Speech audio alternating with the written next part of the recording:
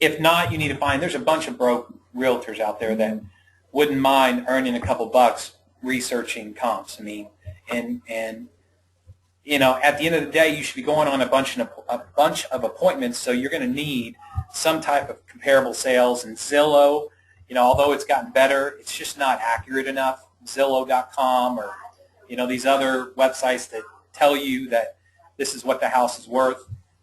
It's just not, it's not accurate enough to base your business off of. So you really need to talk to an agent that's investor friendly. Joe, that's a good question about when I use the buyer presentation sheet versus just tell them. I'll tell you that I use the buyer presentation sheet a lot when it's a husband and wife or an owner-occupied house and they just aren't that experienced in selling houses, just because it helps me explain how to, you know, it helps to put it in perspective. But I'll tell you that while you're starting out, I really recommend that all of you use that presentation sheet. It's something that I required the buyers that I hired and trained when I had a HomeVestor franchise, because it makes sure that you're explaining some of the things that you might forget. Now, if you're dealing with a professional landlord, yeah, you probably don't need to use the buyer presentation sheet. But I highly recommend while you're starting out in any owner-occupied situation, you use that presentation sheet, and I would use it even in an absentee owner situation until you're really good at making offers. Let's see, Bill. Okay, that's not a question. Okay. Betty, when I pull Dallas tax rolls, all I get is owner's name and value, not square foot. Where are you pulling that from, Betty? That doesn't make much sense to me. All the tax roll services provide the square foot. Are you on Dallas CAD or what? Betty, can you tell me where you're trying to pull that from?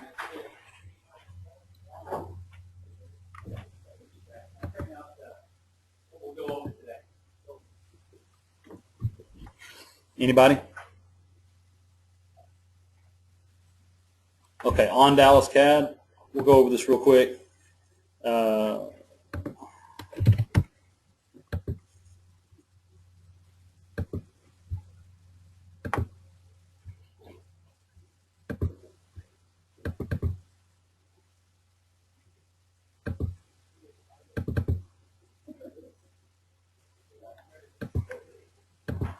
Okay, this is the house that has number 2 on the walls, if you've seen that.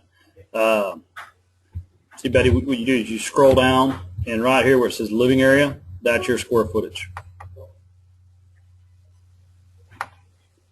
Right there.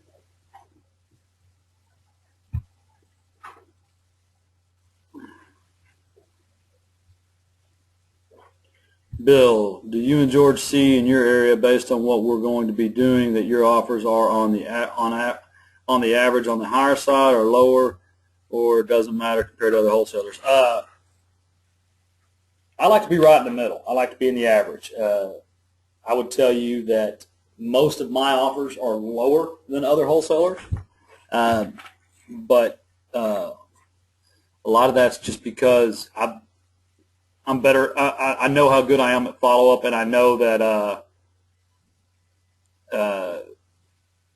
I know that I'm gonna. If you can master the whole hook of leaving yourself on, making sure that you make them promise to call you back and to let you know before they make a decision, you can go lower. And if you build a good rapport, they will call you. And you can use things like, hey, I know my competition, but just let me know that if you get a higher offer, maybe I'm missing something. I really want to buy the house.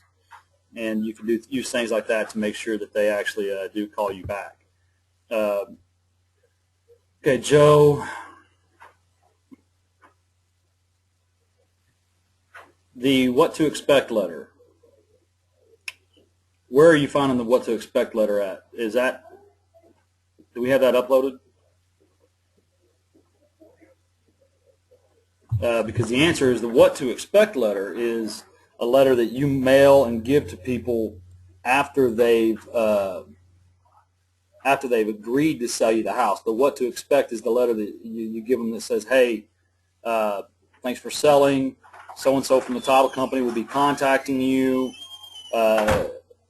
Advanced wholesale class docs. Okay, Joe. Yeah, the what to expect, the follow-up LOI is when you're still trying to buy the house. The what to expect is the letter that you want to give them with a copy of the contract that says, hey, thanks for selling me the house. Here's the title company's information. It's a simple letter that summarizes the entire process to allow you time to it just answers some of the most common questions. Guys, we'll be giving you the what to expect letter next week with the contracts and addendums. Who else? Good stuff, good stuff. Anybody?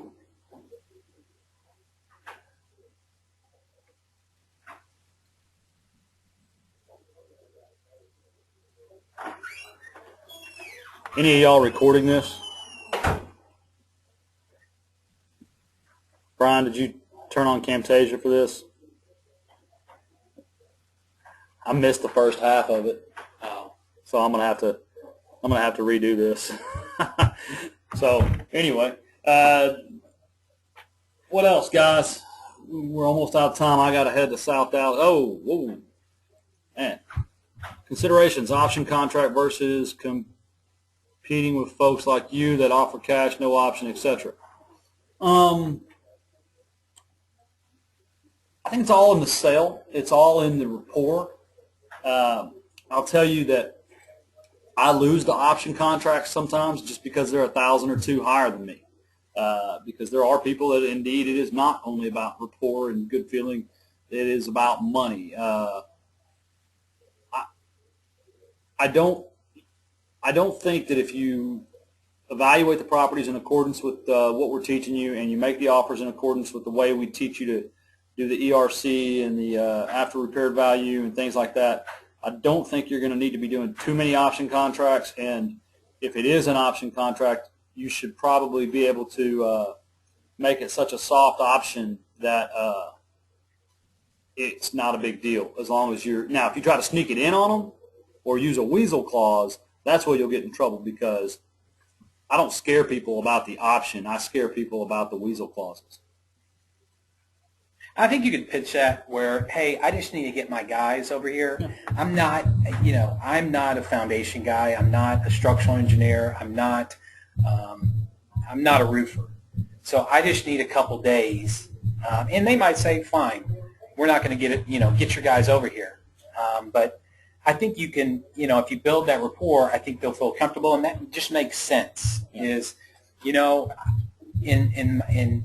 I think everything's fine, but I just need a second opinion, and that's why I need to have a couple days to be able to, if something, I can't commit right now. Well, I want to commit to the what price. George is saying is very important because if you prepared yourself properly prior to the appointment, and you show up with all this paperwork, and you're running numbers, and you go out and you put some thought into it in your vehicle, and you make that offer, and it's contingent on maybe an inspection or something. People respect that. They see that you're telling them the truth, and that you did some work, that you're not just out there trying to get them to sell and then drop them in the grease. And and also reiterate that I understand you're not going to fix anything. I don't want you to fix anything. I just need to know what is it going to cost me to fix it. But I understand you don't. We're selling it as is, and that's what I told her. She's like, why do you need this inspection? I said, I just need to verify the foundation. I just need to check that out in the roof. Those are the two main things that I don't know. She said, I'm not fixing it. I said, no, I'm not going to ask you to fix it. But I just need to verify that it's not going to cost me more than I think. She's like, fine. And that's when I went back to her and said, it's going to cost me more. You need to come down. She told me, go to HELL. Yeah. And then she changed her mind. And that's you distract me, Brian. That's where Bill, to answer your question, yes, I offer cash on the spot, and you can too, whether you have the cash or not. I can count on one hand how many of the 1,000 houses I bought that were actually paid for with cash, and it's like 3. Cash or cash-like is really the way I view hard money, and I view these other investors. And that's something, I mean, Joe, to answer the question about an option, I mean, one of the reasons you may need an option, and something that I use it sometimes whenever I'm getting an option, because don't look at this as I'm someone that goes out and never gets an option.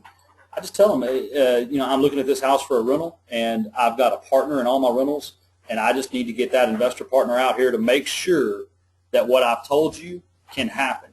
And if I was dealing with someone named Joe, I'd say, and Joe, that's where I'm different, is I'm going to do what I say and say what I do.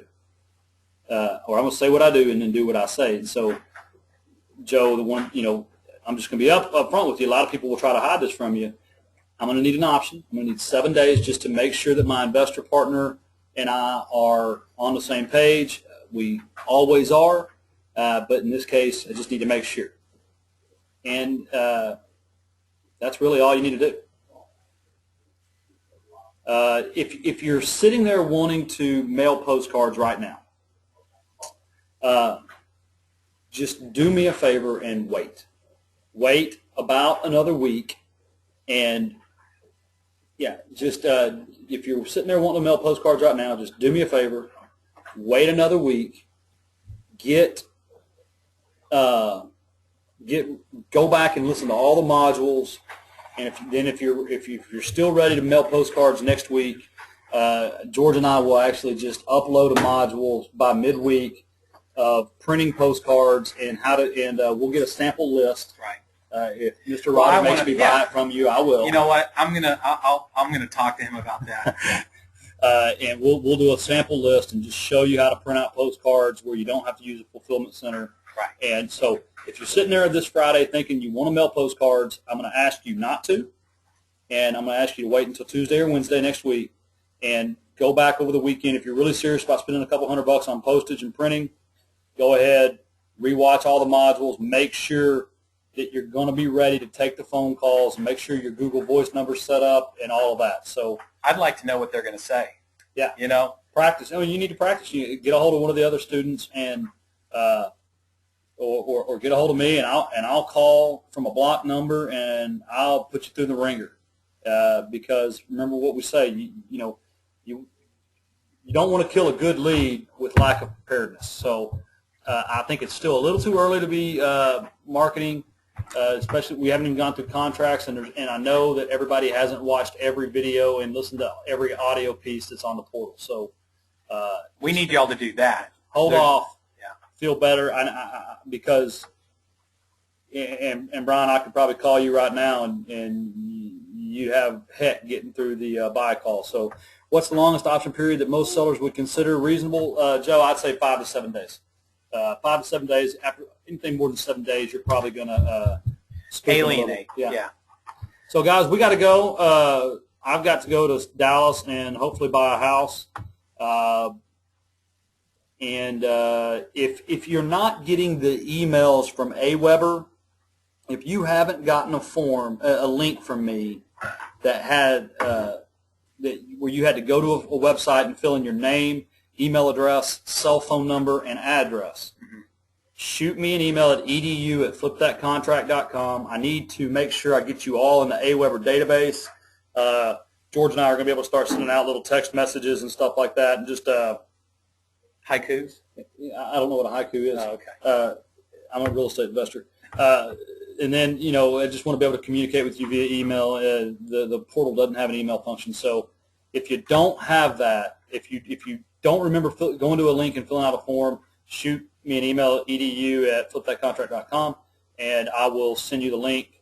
And then let's see, a lot of you still haven't subscribed to the YouTube channel.